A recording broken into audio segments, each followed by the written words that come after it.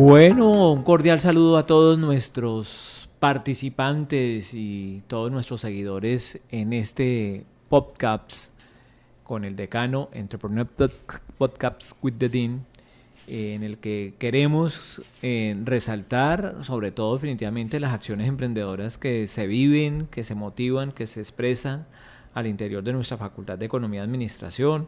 Hemos hecho un ejercicio de identificar emprendedores que tenemos presentes a nivel del estudiantado, del profesorado, y precisamente hoy tenemos a la profesora Zenillolima Méndez, que es administradora de empresas de la Universidad Antonio Nariño, especialista en alta gerencia de la Universidad Surcolombiana, con estudios en programación neurolingüística de ACESAI y candidata a magíster en conflicto, territorio y cultura de la Universidad Surcolombiana. Por supuesto, otros estudios importantes en proyectos de cooperación internacional, ha sido asesora en proyección social y reacreditación para la Facultad de Economía, para el área de investigación y proyección social de nuestra universidad desde la vicerrectoría.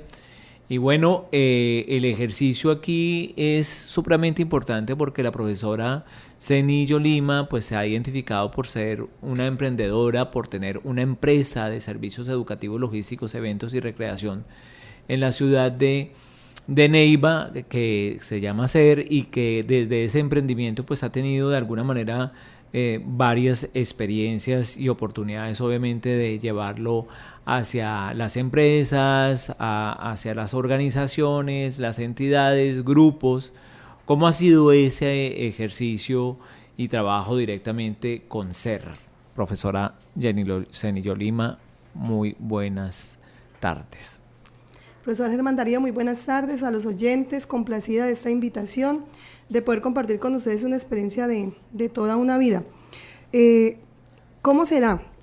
Yo creo que son muchas las variables que convergen para el hecho de ser un emprendedor, ¿no? Primero, nieta de abuelos paternos y maternos dedicados a la parte pues del agro, por un lado, pero también a su parte comercial. Mi abuela, por parte de mi padre, con una panadería, y mi abuelo pues su lechería y su sala de billar, por decirlo así, ¿no?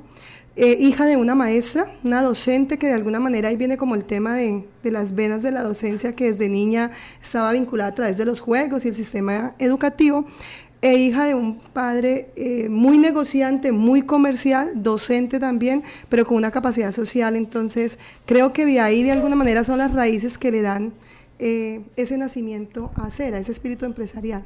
Hay un lugar entonces de formación a nivel familiar en el que los padres obviamente siempre son ejemplo para todos en función prácticamente de lo que somos como personas, de ese lugar posible para emprender, para motivarse, para trabajar, para ser disciplinado, para que a partir obviamente de esos ejemplos de vida surjan realmente posibilidades. Pero llega SER, y yo quisiera decir o que nos pudieras hablar un poco antes SER, ese momento en que llegó SER, en que se convirtió SER en una organización, antes y después, o sea, unos momentos, unos pocos momentos antes de SER y otros momentos después de SER. Ok, decano. Uno de los primeros hechos es que pertenecía a un grupo juvenil en una parroquia, en ese momento, digamos antes de que SER fuera legalmente constituida, y eso me llevó a pertenecer a grupos juveniles, a grupos de catequesis, y es allí donde se da, digamos, un día en una reunión la posibilidad de crear un grupo juvenil dedicado a la realización de convivencias. Como tal, el SER se da como el ser humano, de trabajar por el individuo, de servir, entregar y ser responsables como persona. Entonces iniciamos con unas capacitaciones de primeras comuniones, confirmaciones, que acompañábamos a los padres de familia, llevamos a los estudiantes a una capacitación, y así inició SER de alguna manera, de hecho, de manera de servicio, es decir, gratis, donde nosotros apoyábamos a la iglesia y a la vez apoyábamos a los grupos juveniles. Así iniciamos 5 personas durante más o menos 2 o 3 años. Pero pues luego vino el tema, bueno, de qué vamos a vivir, qué vamos a hacer, no nos vamos a quedar haciendo esto toda la vida. Igual solo hacíamos convivencias y nada más. Y luego, ya por tema empresarial, desde niña, digamos que yo siempre he sido muy comerciante, muy de que vender el bizcocho, que vender la cerveza, ¿cierto? Que siempre en la casa habíamos trabajado en esa parte comercial. Entonces dijimos, bueno, ¿y por qué no vendemos los servicios? ¿Por qué no ofrecemos esto que estamos haciendo desde la iglesia, pero lo ofrecemos a otras iglesias? Porque lo hacíamos para una sola parroquia.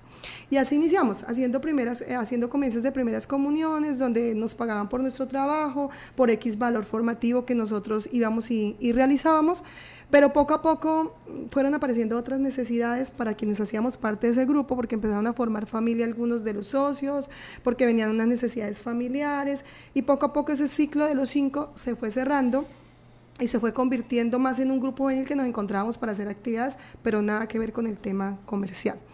Yo salí a buscar trabajo, porque lo primero que le dicen a uno es busque trabajo. Me dieron trabajo en el periódico El Tiempo aquí en Neiva, se vendía periódico puerta a puerta, y trabajando allí en el periódico pedí la oportunidad de que me colocaran o me dejaran implementar un plan que se llamaba Plan Langosta.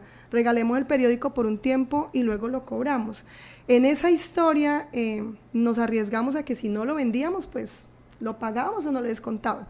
Pero lo cierto es que esta historia me lleva por primera vez a la capital de Bogotá, al edificio El Tiempo, uno de los edificios más grandes en ese momento. Yo lo miraba, era gigante, pero allí durante 3 días nos tuvieron en capacitación. Gracias a esa oportunidad tuve la posibilidad de leerme en un fin de semana un libro que se llama Rinoceronte, de Cano, y espectacular, y tuve la posibilidad de escuchar a 3 o 4 personas, que lo único que me quedó claro en ese momento fue que en la vida o uno trabaja para uno o trabaja para otros. Entonces, en ese momento regresé a la ciudad de Neiva, renuncié al periódico y dije, vamos a convertir esto en un negocio. Vamos a convertir en una empresa que pueda seguir prestando un servicio, ¿cierto? Que pueda seguir dándose a la comunidad, pero que a la vez nos retorne y se convierta en la posibilidad de nosotros crear un emprendimiento, y ahí fue donde fuimos y lo formalizamos como persona natural con establecimiento comercial. Qué bien, profesora Zenillolima, esta historia, estos primeros inicios, estas posibilidades que se producen en función de una experiencia personal, de una experiencia marcada por convivencias de vida, por esos espacios propios del mundo espiritual, como obviamente se vive en el tema de la Iglesia Católica, donde hay permanentemente pues esas celebraciones, esas ceremonias importantes en la vida de un ser humano para convertirse en un ser de Dios, y en cada momento pues obviamente se producen esas alternativas como los bautizos, como las primeras comuniones y demás, pero eso siempre requiere preparación. Y en esa función entonces con el acompañamiento que ustedes aquí nos muestran y nos dan a entender, existe la posibilidad de que ese servicio vaya a otros espacios y se convierta definitivamente en una opción de productos, en otras opciones, ¿no? En otras posibilidades. Cuando entonces de esa manera se empieza ya a consolidar ser, y yo lo digo en términos de consolidarla ya como una empresa, de convertirla en una empresa consolidada, de tener un espacio físico para ofrecer un servicio, para tener obviamente una alternativa, y además obviamente de vender un espacio físico que es distante a la ciudad, que de alguna manera tiene ciertas, uno podría decir, se creería que existiesen limitaciones, pero tú no has dejado de ver que eso no es una limitación, porque hayas llevado a muchas personas. ¿Cómo es ese tema de ese espacio, de ese lugar? ¿Cómo surge y cómo se convierte definitivamente en una empresa consolidada, en una empresa registrada, en una empresa que empieza a facturar y que necesita seguir facturando? Bueno, decano, todo creería que es así como de fácil, ¿no? Lo primero es que llevamos 20 años en el mercado desde la historia que acabo de contarles. El primer dato es que nosotros quisimos hacer esto desde la Iglesia Católica. Curiosamente, la Iglesia, pues por su misma misión, no quería ofertar un servicio que fuera vendido. Nosotros queríamos vender un servicio. Entonces ahí viene la ruptura entre la Iglesia y el grupo que estábamos conformando, ¿no? Lo segundo que se nos da es que nos damos cuenta de que pues no era suficiente el mercado de las iglesias, de los grupos juveniles o los grupos que hicimos, y empezamos a ampliar hacia los colegios. Entonces nosotros para el año 2002 más o menos, nosotros empezamos a tocar los colegios, y Es una de las cosas que siempre digo a mis estudiantes, una de las habilidades que tenemos que desarrollar son ventas. Entonces empezamos a golpear puerta a puerta, ir a cada colegio, conocimos rectores, digamos, muy significativos, me atrevo a tocarlos porque han hecho parte muy importante del desarrollo de mi emprendimiento, como la profesora Gloria González, como el profesor Enrique Leiva, ¿cierto? Que en su momento abrieron las puertas por primera vez a nuestra organización y entonces empezamos a hacer ya convivencias en las instituciones educativas. Con un limitante, era que nosotros no contábamos con un espacio, entonces teníamos que hacer nuestros convenios con los centros recreacionales existentes en nuestra ciudad, a nuestro alrededor, y el 70-80% de nuestros ingresos se quedaban en los centros recreacionales y nosotros nada más facturábamos con el 20%, inclusive en algunas ocasiones hasta el 10%, porque cuando se inicia con un proyecto empresarial son más las ganas que los ingresos. Y así empezamos a avanzar hasta que ocupamos un 48% de las instituciones educativas. Luego, para los años más o menos 2010, 2009, que coincide inclusive con mi ingreso a la universidad, se viene una crisis, no porque nos suceda a nosotros, sino por un fenómeno a nivel nacional, donde se prohíben muchas salidas de las instituciones educativas por muchas circunstancias y cosas que habían pasado, sucesos, y eso nos lleva a nosotros a mostrarnos que nosotros teníamos que o adaptarnos a un cambio que nos estaba mostrando o teníamos que salir del mercado. Es ahí donde hacemos toda una reingeniería, más bien, como una reingeniería de lo que veníamos y traíamos, que era solo orientado hacia la formación, promoción y desarrollo del talento humano en el área de valores, y ampliamos o de alguna manera migramos hacia las empresas por primera vez. Y nos dimos cuenta que teníamos un amplio renglón para trabajar en lo que tenía que ver con organización de eventos, catering, capacitaciones, pero ya a nivel de fortalecimiento del objetivo de las empresas, de manejo de estrés, y fue entonces donde entramos a empresas muy importantes a trabajar, como fue en su momento Ocol, Ecopetrol, que nos dieron como ese impulso para nosotros desde ese desarrollo formativo, entrar a otra área de la empresa. En ese momento, pues se nos abre otra puerta, nos adaptamos a ese cambio y empezamos ya a avanzar y dijimos, vengan, ya no podemos quedarnos haciendo convivencias en otros lugares, necesitamos nuestro propio lugar, y empezamos a pensar en arrendar. Yo empecé a mirar el periódico y encontramos una finca que se decía se arrienda, y todos los días la miraba y decía se arrienda. Un día llamé y le pregunté que queríamos verla y que en cuanto la arrendaban. Quien la estaba vendiendo tenía muchas ganas de venderla por una situación muy personal, su mamá, digamos, pasaba muchas situaciones allí, él quería venderla para que ella dejara de pasar esas situaciones, y cuando llegamos al lugar, nos dijo, súbase en que voy a ir a mostrarle la finca, no nos dejó hablar, no nos dejó mostrar la intención, y lo cuento así porque yo pienso que fue una oportunidad y una necesidad combinada la que nos permitió eso, y es que nos subimos al carro muy emocionados, nos fuimos, el dueño empezó a mostrarnos la finca, duramos 2 horas caminándola, viendo los límites de la finca, y yo entre más veía la finca yo decía, ese es el lugar que necesitamos, pero lo que no tenía en ese momento era recursos.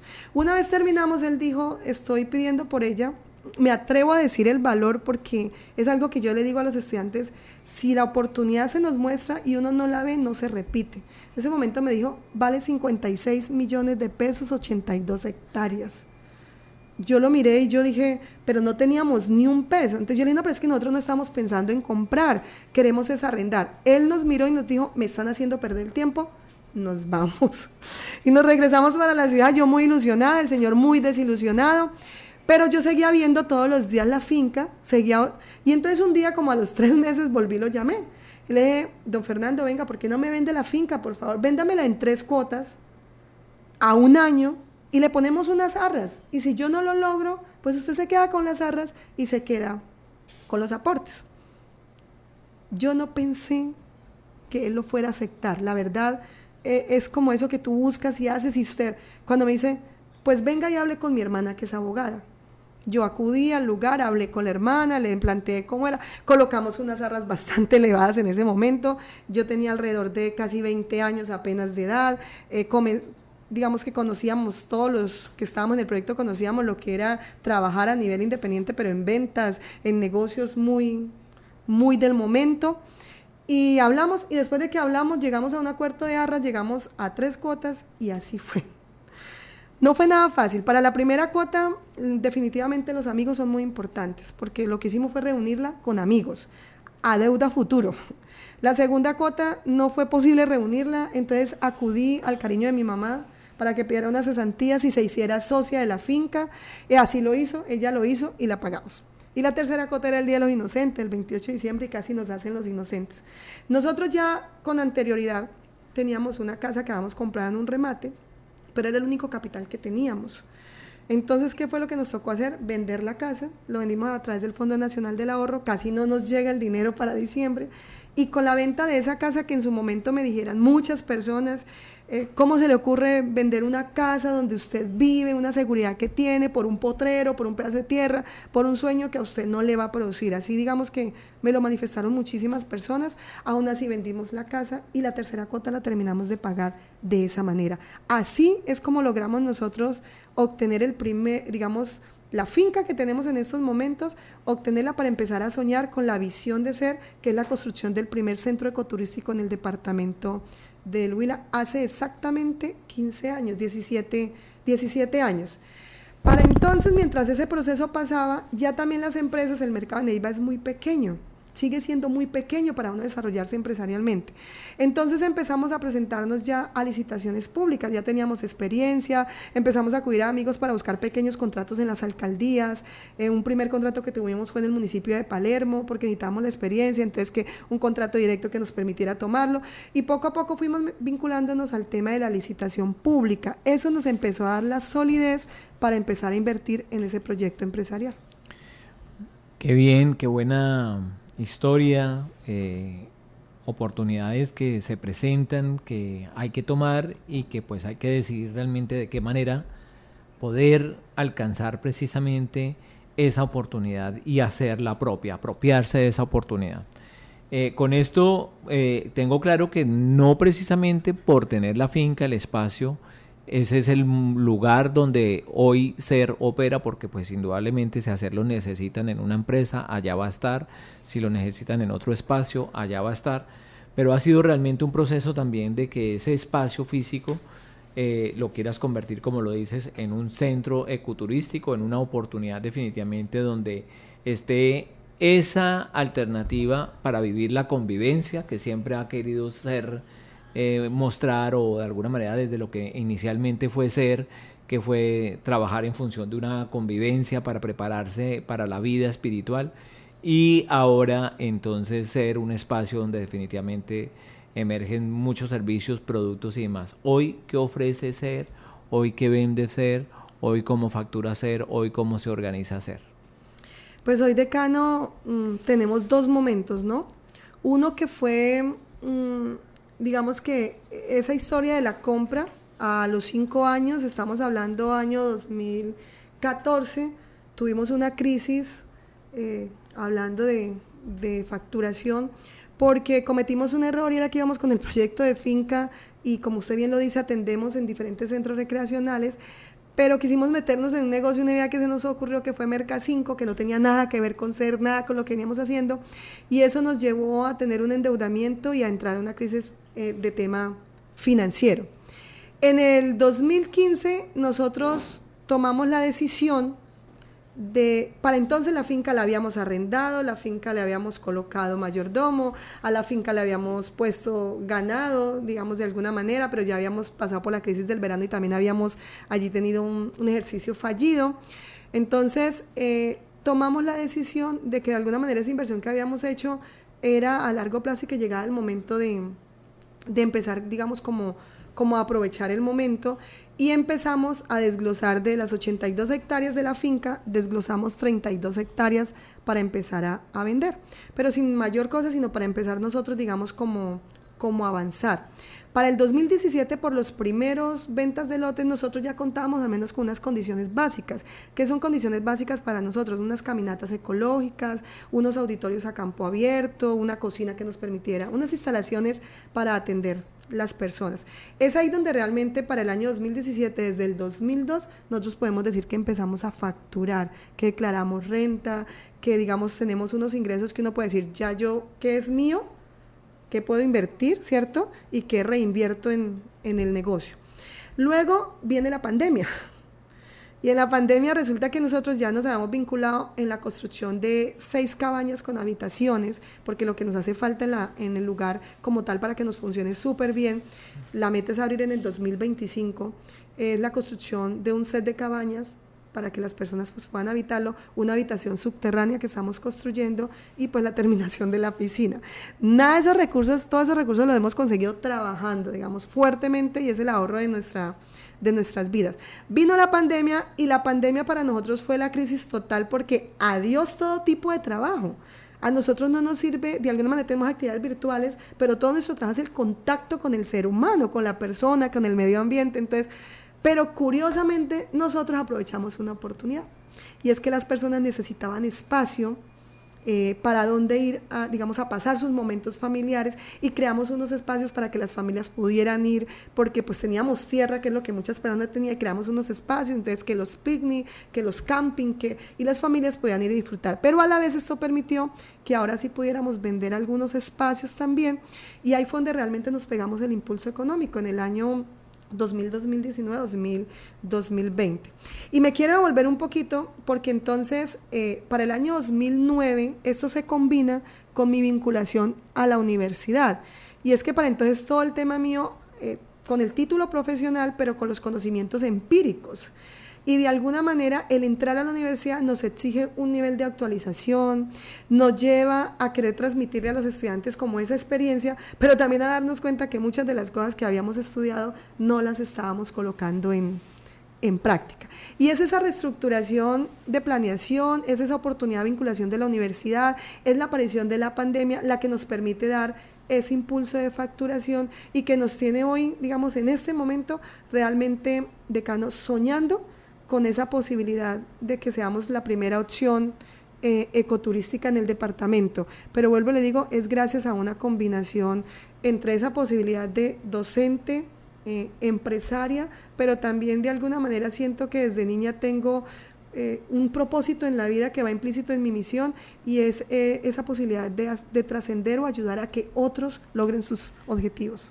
Un emprendimiento que se hace empresa, que se hace docencia también, porque es un emprendimiento que llega al mundo del conocimiento a ser compartido, a ser socializado, pero que además también al convertirse en empresa sigue siendo emprendimiento, porque hay sueños, hay oportunidades, hay alternativas para estar pensando, repensándose permanentemente y buscando precisamente esas nuevas oportunidades, esos nuevos servicios, esos nuevos espacios que empiezan a ambientarse y a buscar las alternativas de darle solución a las personas, a las empresas, a las instituciones, a todos esos grupos sociales para los cuales llega a ser.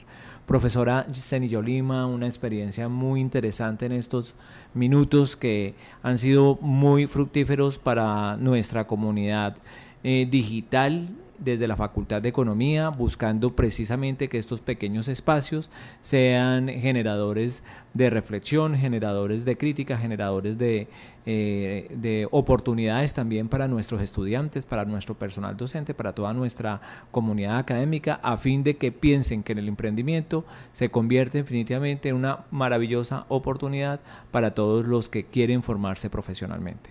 Muchas gracias, profesora Zenillo-Lima. Gracias, decano. Quiero terminar con esta frase de Peter Drucker que dice: es el coraje y no el análisis lo que determina las reglas más importantes para identificar las prioridades. Escoja el futuro y no el pasado. Concéntrese en la oportunidad y no en los problemas. Escoja su propia dirección en lugar de seguir a las multitudes, y establezca metas muy altas, mirando hacia alguna cosa que causará impacto y no hacia algo seguro y fácil de realizar. Muchas gracias. Agradecimientos para todo nuestro equipo de trabajo de Entrepreneurs Podcast, a nuestra directora de comunicaciones Tania Alexandra Medina, a nuestro coordinador de proyección social José Julián Reyes, y desde este proceso de dirección de nuestro programa, Germán Darío Gembus Falla, decano de la Facultad de Economía. Muchas gracias.